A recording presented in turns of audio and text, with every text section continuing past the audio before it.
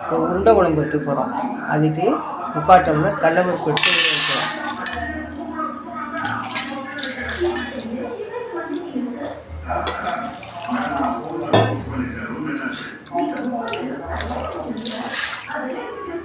அரை டம்ளர் துவரம்பருப்பு எடுத்துருக்கேன். ரெண்டையும் ஒரு 2 மணி நேரம் ஊற வைப்போம். ஊற வச்சுட்டு அதுக்கப்புறம் அரைச்சி செய்ய போகிறோம். இது நல்லா ஊறட்டும். ஒரு 2 மணி நேரம் கழித்து அரைச்சி குழம்பு வைப்போம். கடலைப்பருப்பு துவரம்பருப்பு ஊறிட்டு இப்போ அதை அரைக்க போகிறோம். குறப்பாக அரைக்கணும்.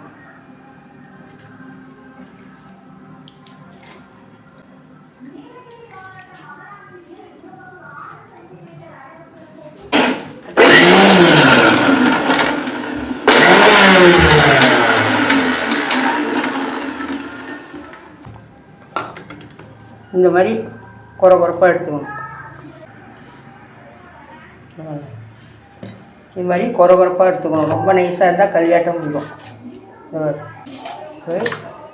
அது அரைச்சிட்டோம். அடுத்தது குழம்புக்கு தேங்காயும் 2 வெங்காயம் கொஞ்சோண்டு சோம்பு அதை சேர்த்து அரைச்சிக்க போகிறேன். சோம்பு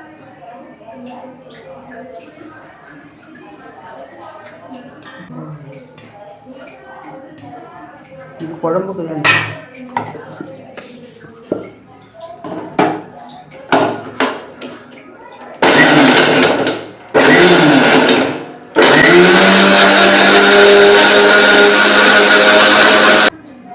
இது அரைச்சி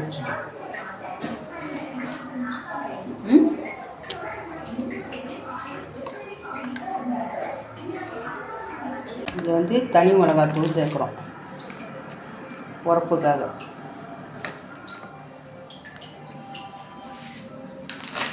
அடுத்தது தேங்காய் பூ கொஞ்சம் சேர்த்துக்கிறோம்.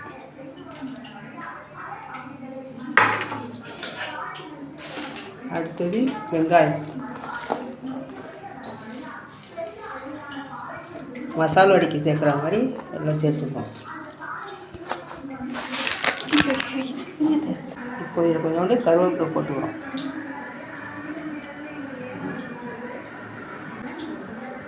இதில் கொஞ்சம் உப்பு சேர்த்துக்கிறோம். உப்பு சேர்த்துட்டு எல்லாத்தையும் சேர்ந்து மிக்ஸ் பண்ணிப்போம். முருங்கைக்கீரை சேர்க்கலாம். நாங்கள் ஏற்கனவே பொரியல் பண்ணி வச்சுட்டோம். அதனால் முருங்கைக்கீரை சேர்க்கலை. இதை வந்து அவிச்சும் வைக்கலாம், எண்ணெயில் போட்டு பொரிச்சும் எடுக்கலாம். உருண்டையை சும்மாவே குழம்புலையும் போடலாம். 3 விதமாக செய்யலாம். நாங்கள் இப்போ அவிச்சு தான் எடுக்க போகிறோம்.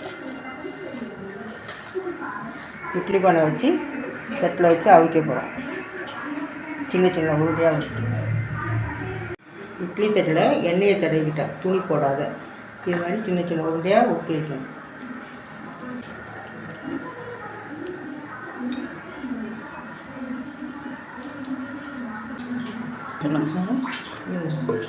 தண்ணி கொதிக்கட்டும். கொதித்ததே இட்லி பானையில் எடுத்து வச்சுக்கணும். எடுத்து வச்சு அவிக்க வேண்டியது. தண்ணி சூடாகிட்டு இப்போ வச்சு மூடணும்.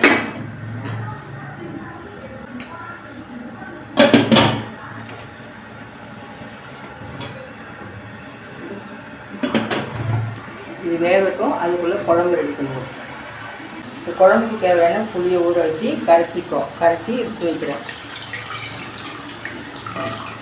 குழம்பு கொஞ்சம் தண்ணியாக வச்சா தான் அந்த உருண்டையெல்லாம் போட்டால் சரியாக இருக்கும்.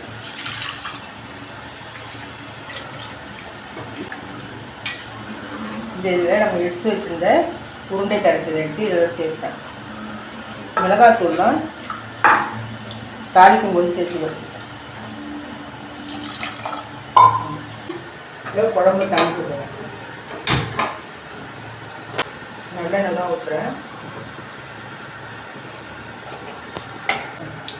எண்ணெய் காஞ்சிட்டு கறியோட உள்ளேன்.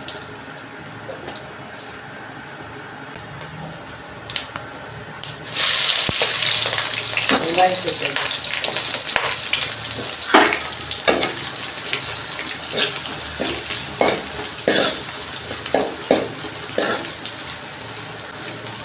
வெங்காயம் நல்லா வதங்கும்போது தக்காளி சேர்த்துக்கிறேன்.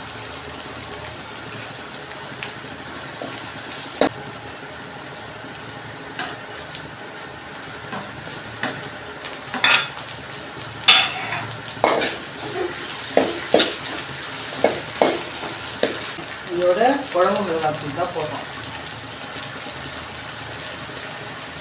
குழம்புக்கு தேவையான அளவு போட்டுக்கணும்.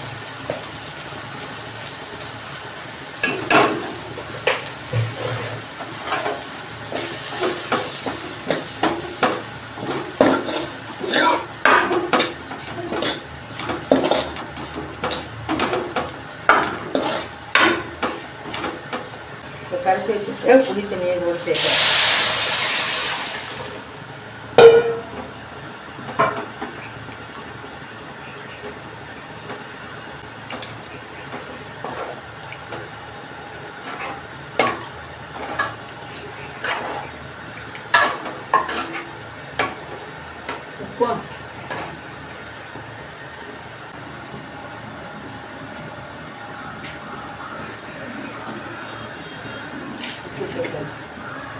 குழம்பு நல்லா குழம்பு கொதிக்கிறது. கொதிச்சிட்டோம். நல்லா கொதிச்சதுக்கப்புறம் உருண்டை எடுத்து அதை போட போகிறோம். உருண்டை இங்கே பக்கத்தில் வெட்டிக்கிட்டு இருக்கு. வெந்ததை எடுத்து அது போடணும். குழம்பு கொதிக்கணும்.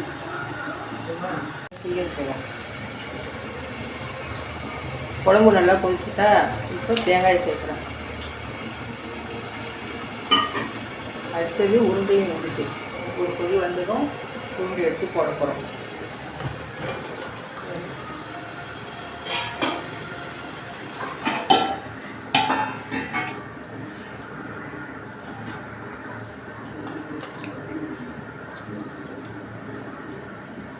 மேலே ரத்தம் எடுக்கிறேன், அதை எடுக்கலை.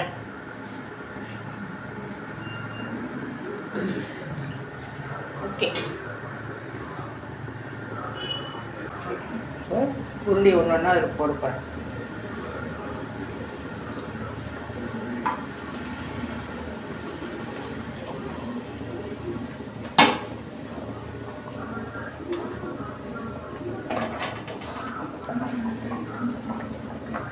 உருண்டையெல்லாம் போட்டாச்சு. கொஞ்சம் நாளைக்கு கொதிக்கணும். ஒரு 5 நிமிஷம் கொதிக்கணும். இறக்கி வைக்க வேண்டியது. இப்போ அதில் கொஞ்சோண்டு வெண்ணெய் சேர்க்கணும். வெள்ளத்தை பொடிச்சு வச்சுருக்கேன், அதனால் அது கொஞ்சோண்டு சேர்க்கணும்.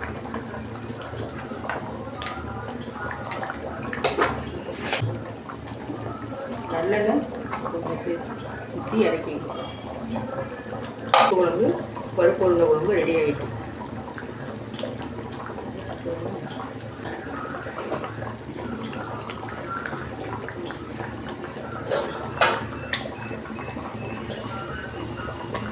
கொஞ்சோண்டு மல்லித்தூள்.